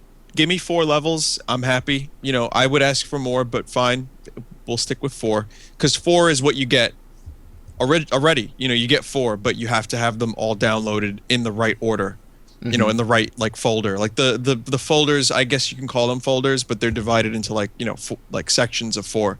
Anyway, that, and there's no checkpoints in the levels. Yeah, So I if was yeah. gonna bring that up too, where I'm really shocked that there's no kind of checkpoint system whatsoever. Like, especially when checkpoints were built into Super Mario World, you know? Sure. Like, they don't even Yeah, have to and use that one. They could have had an arbitrary checkpoint system where you put like an invisible vertical line across the screen, and when Mario crosses that line, he will respawn at whatever point he was when he crossed that line, or just any kind of checkpoint didn't system. Mario 1 had that? The Did it? arbitrary checkpoint. Yeah, I think it did. You would get to like a halfway mark and you would start at the halfway mark. Yeah. Maybe I'm remembering incorrectly. Maybe I'm remembering All Stars, but in any case, yeah, Mario World, New Super Mario Brothers, these are games that have checkpoints. The thing is, I like Mario Maker a lot. I'm one of the top somehow. Well, I know why, because I stream it, because YouTube. I'm like number 33 as of this recording. Yeah. You know, of like the most popular like level designers. And I told the chat today, like, I feel like I have a responsibility to upload some good levels because it's so hard to find good ones. And you like I said, there's no up or down voting. Right. It's just star it or you don't. So you can't get a measure of quality. You know, if like 15 people star a level, but the other 400 that played it didn't star it, you still only see those 15. So you're like, oh, maybe it's a decent level. Right. You only see. Do you see how many people played it total, or do you only see the number of stars you it can has? you can see how many people played it. You can. Okay. But at So the you- same you time, get a rough ratio of plays to stars, or something. you can, but you also don't get an easy way to find levels. Oh. It's a really you just get 3 menus, So 3 there's options. no tags. Like, you can put Not in a really. few keywords like pipes. No. Nope. Pipes. Nope. That's, You just search by up and coming or featured, and I don't know how these algorithms work, but That's a bummer. let's just say the best thing to do is go online, find people you like, find their levels, and play them. So again, I feel like I want to make good levels. I want people to enjoy my levels. Uh-huh. And that's what makes Mario Maker fun for me. Now, I can see how some people would buy this, get sick of the editor, and then just play Mario games and be like, okay, these levels are clearly not as good as Nintendo's. Right. Like, I could just go back and play Mario 3 and have a hell of a time. Or I can play this with no worlds, no checkpoints, and just a few power-ups and be pissed. So the appeal for Mario Maker is more appealing to a guy like me than it is for someone who just casually wants to boot up a game of Mario. And if you go through like the 100 life challenge, like I mentioned, you're just going to get a mishmash of different levels. Sure, you can skip them, but there's going to be so many really bad levels that you encounter, mind-bogglingly bad. I'm worried, and I hope Nintendo, say a few months to a year from now, like you said, manages to sort all these bad levels out, and what we're left with are the good ones, the more interesting levels Yeah. that people can enjoy They in could, a sequential order. and there are ways that they could encourage, like, I don't know, more focus. Like, they could do weekly themes. This week's theme is Spooky Haunted Mansion. Next week's theme is Waluigi. Like, just weekly themes, or maybe like a contest every once in a while, like, and whichever level's highest rated within that time, or I don't know, That's good. just Sure. something to really focus the community, because right now it just seems so unfocused. It's so unfocused. It's a mishmash. You don't know what you're going to get. That begs the question, will this game have DLC? And if so, are we just going to get costumes, or is there going to be some substantial changes to infrastructure? Are we going to get more options as editors? I And think that's what I need. if they do, they have to approach it carefully. Like, I feel they can do DLC, but Make for it free. Free updates. okay, free update, that would be perfect. If it was DLC, it can't be. They can't make people pay for basic functionality like checkpoints. That No. should be put in.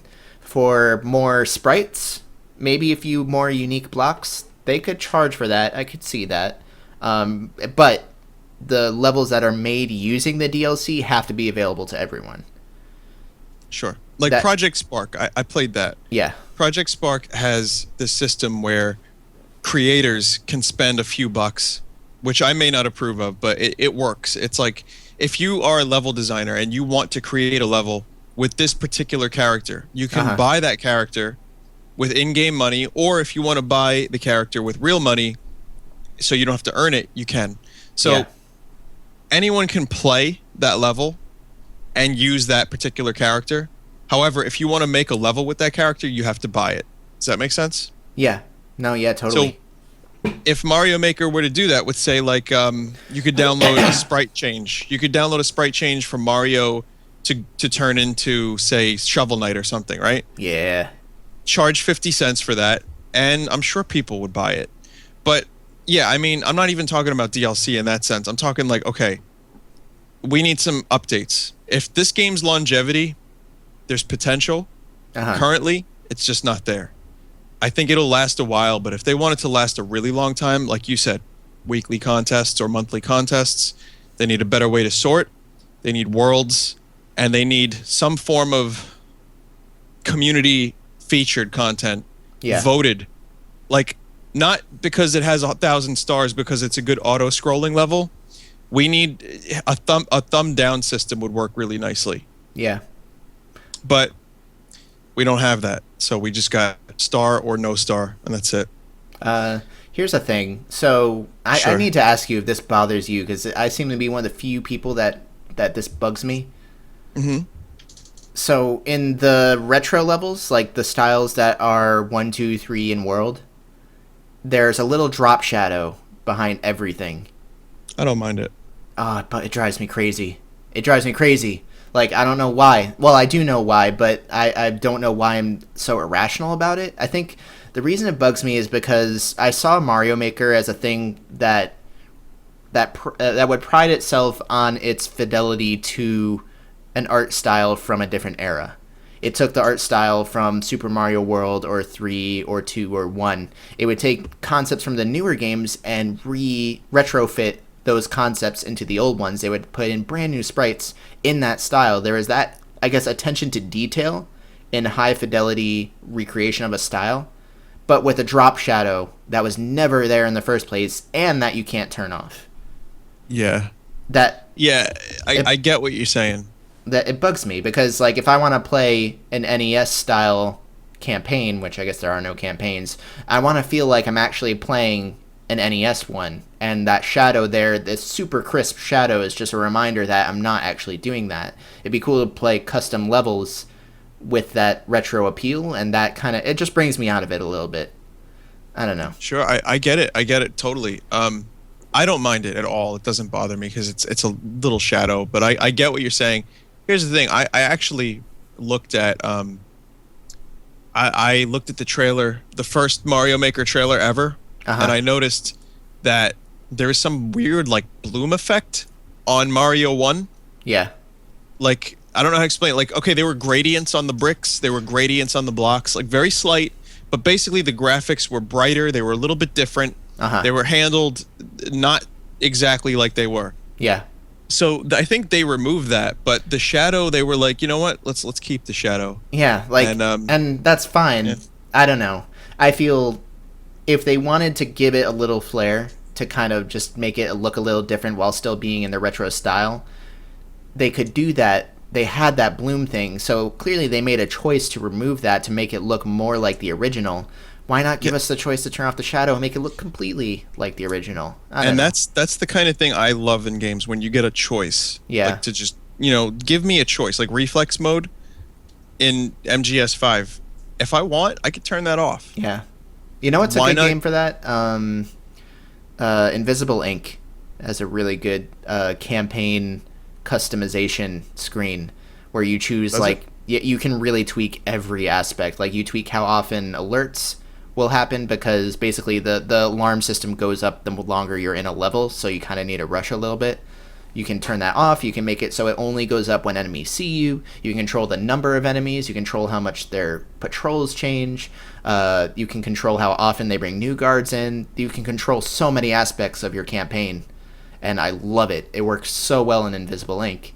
Darkest Dungeon kind of has that a little bit, how you can turn corpses on and off, and turn Sure. the heart attacks on and off. For something like Shadows in Mario Maker, I don't know, Nintendo's not much for micromanaging little, aesthetic things. So I'm not surprised you can't turn the shadows off. I'm just surprised they're in there in the first place, I guess, for a game that's about that fidelity. Sure. Yeah, no, it definitely. But even if you look at New Super Mario Brothers, there are things that are off or different. Really? Yeah, definitely. Like the style is close, but it's also kind of an amalgamation. Huh. I didn't notice that one. I'll have to look a little Sure. closer next time. Or like there's little, for example, there's little background objects that will pop up randomly when you place a block. Uh-huh. Just little little like a fence or a mushroom or something that you can't interact with. Huh. They're in Mario 1. If you play Mario 1, you'll get some of those little things. Now you can erase them if you want, but they still pop up. If you don't want them, you have to erase them. However, Right. I don't think this game is going for total accuracy. I think it is kind of trying to do something a little different. And here's the other thing. I would say this. There were no airship levels in Super Mario World, but if you make your level an airship level in Mario Maker, it will, someone at Nintendo went back and imported these styles. That's awesome. Yeah, like if you go to airship level in Mario 1, it's what an airship level would have looked like had it been in Super Mario Brothers. That's fantastic. See, that's what I really love. The fact that they retrofitted some of or just changed up some of the anachronisms, I guess, in the Mario world to make sure that they fit, in any context. Sorry, I thought there was a spider or something. Yep. I know all about spiders, bro. Yeah. Bruh. The last thing I have on my little notepad about Super Mario Maker that I wanted to touch on, it's not even about Super Mario Maker, but next year is the 30th anniversary of what series? Do you know? Let's test your knowledge here. Metroid? Nope. Zelda. Zelda. We need a Zelda Maker. Need a Zelda Maker. Need it. That We would need be. it. That was addressed. Was it? Oh. Yeah, it was addressed. They discussed how difficult it would be because, I mean, you could probably do a Zelda 1 style Zelda Maker. Yeah. Here's what I had in mind. Yeah. 100% top down. Like, even if you choose a 3D style, it's a top down game. So Right. it's still just like a tile map. You still just lay things out in tiles in a grid, and you connect keys, or you just drop keys in certain rooms. It's just basically how Mario Maker is, but with Zelda. So if you chose like a Skyward Sword style, it would be a top-down perspective and still play like a top-down perspective game. And they maybe make a Skyward Sword tile set, maybe even if it was just basic, just so that there's that functionality. I would love that. I would think that's great. and I don't think it would take a long time to make. That's the thing. They wouldn't get it out in time for the 30th anniversary, but I feel that that's too obvious of a thing for them to not make it. Like, it just works in my mind at least. There was definitely some complaints about the idea, about like how it would be a lot harder than Mario Maker, but I would like to see that, and the more I think about it, the more it could work. I mean, if you get any more complex than Zelda 1, you might have to start like Nintendo's going to have to write some form of like coding language, like some basic forms of like triggers and levers and switches that may or may not work so well for a Nintendo game. Well, and that's the problem with Nintendo. Like Mario Maker has all the stuff there. It's just it doesn't go too far beneath the surface. And that's where I think we don't get what we want. Yeah. I mean, the most complicated thing I can think of is like connecting different rooms together through various means like pits, because pits will often lead to a lower floor in the dungeon. But especially when you look at the design behind like A Link Between Worlds and A Link to the Past, and especially Zelda 1, they're just elements that are placed in a really smart way that leads to that greater design. You don't really need a lot of scripting and triggering. You put a key in a room that is accessible from the start. You got to find that key before you can go through the locked door that leads to something that lets you solve a puzzle that you already placed in an earlier room. That's all just the elements that are already pre-programmed being placed in smart locations. Same thing with like the puzzles from A Link to the Past, where like what comes to mind is the colored switches, the blue and the pink, or purple or whatever, where you flick the switch or with your sword, and then it makes the pink blocks go up but the blue go down, or vice versa. You can easily create clever puzzles around that just through placement with no scripting involved. I still feel there's enough that you could do without too complicated scripting, unless you can think of an example. No, I think you're right. I think you could probably pull something off. I would say it would be a more combat oriented Zelda game that you'd make, though. Like you wouldn't be making anything overly complex, but you definitely have some puzzles that you can work with. But I think the strength of Zelda in a lot of ways is how each dungeon has variations. Only like you get variations of older puzzles, but each dungeon introduces entirely new elements.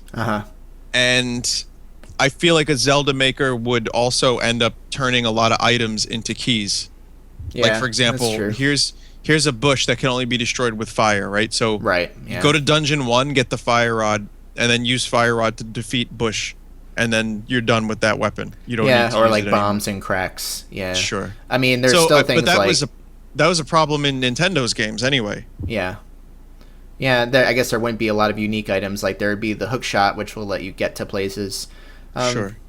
I mean, there's a couple unique ones in like the Oracle games, like the magnetic gloves were pretty cool, and they did a lot of cool things with those, and with some really basic rules behind the objects. But yeah, I guess you're kind of right. I don't know. Also, if you think the Mario Maker games levels are absolutely horrible and shitty, it would be way worse for Zelda Maker.